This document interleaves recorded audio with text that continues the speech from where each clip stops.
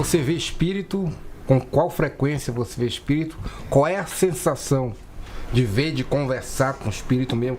Como é que ele aparece? Ele é igual a gente? Você sente alguma força? Algo do tipo? E a outra pergunta que eu falei aqui em off, mas é sério, tipo assim, eu acho que se eu pudesse ver um espírito, conversar com o espírito, poderia mudar muita coisa na minha vida. Entendeu? Porque eu tô vendo alguma coisa, eu falei, cara, eu acho que é esse caminho que eu tenho que seguir.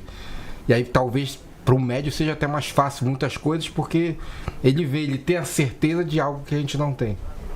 Sem ilusão. Sai dessa. Ver espíritos com essa frequência absurda, não vejo. Eu tenho dom de evidência e não de clarevidência, tem diferença.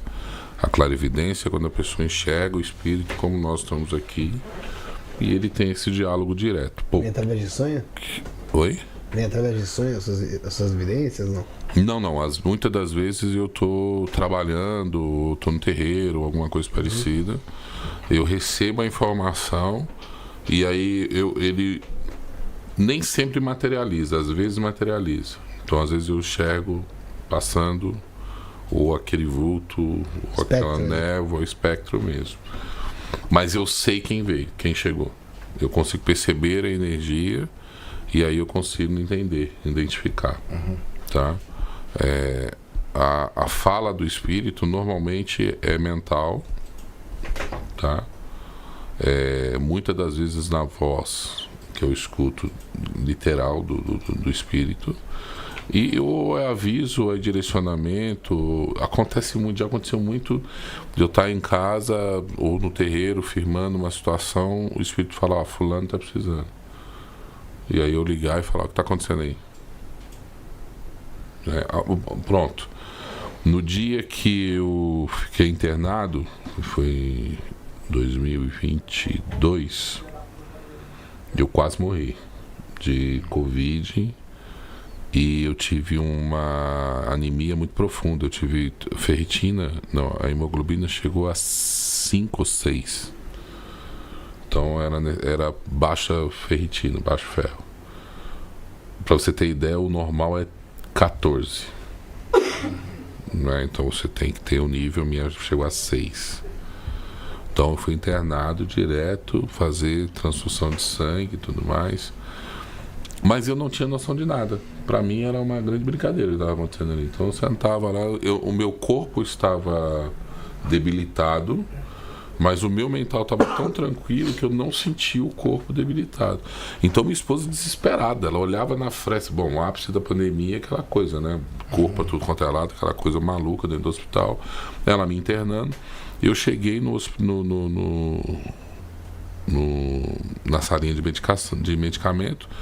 E a médica falou, não vai ficar aqui que você vai ficar internado. Ok. Eu falei, Rose, vai pra casa, tá tudo bem e tal. E ela desesperada. Eles me levaram de cadeira de rodas.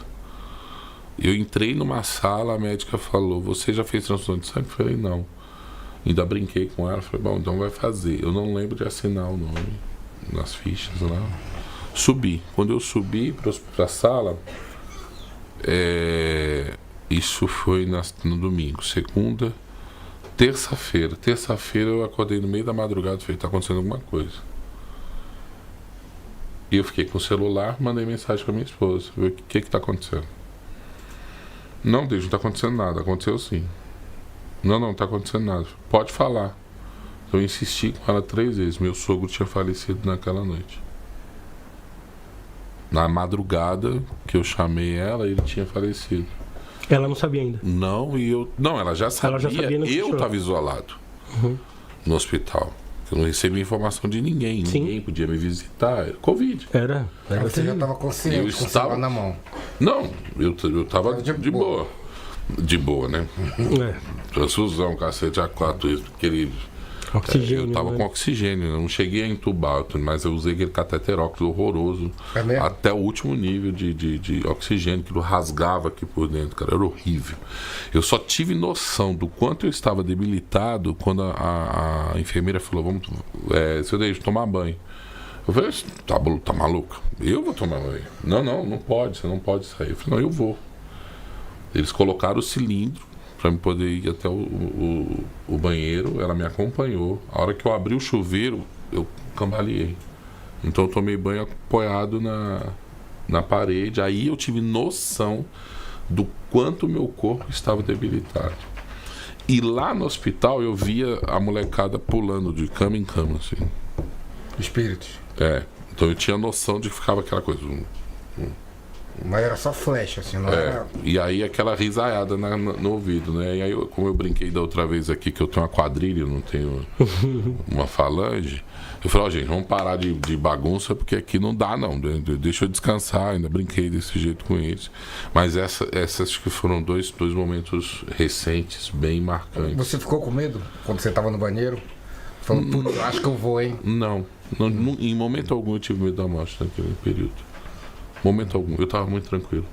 Brincando, eu tirava sarro da casa da minha esposa, meu coitado, com um olho só, gigante, olhando desesperada, família toda com Covid, e eu. Menos o couro de jacaré da Luara, que não pegou nada, mas o resto, a família inteira. Eu passei ileso do Covid. Também. Eu acho. Acho que foi o momento mais marcante, assim.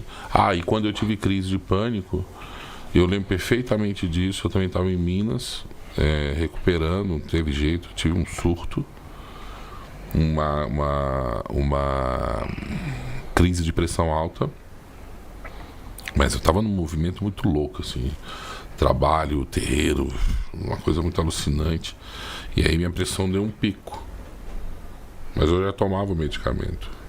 Aí você vai para o hospital, aquela coisa, os caras não te atendem direito, aí coloca aquele remédio debaixo da língua. Levou 3 dias para minha pressão voltar. E aí é a história de que a galera, pressão alta, tem que tomar cuidado, hein? Vai ter AVC, vai morrer. Aí eu surtei.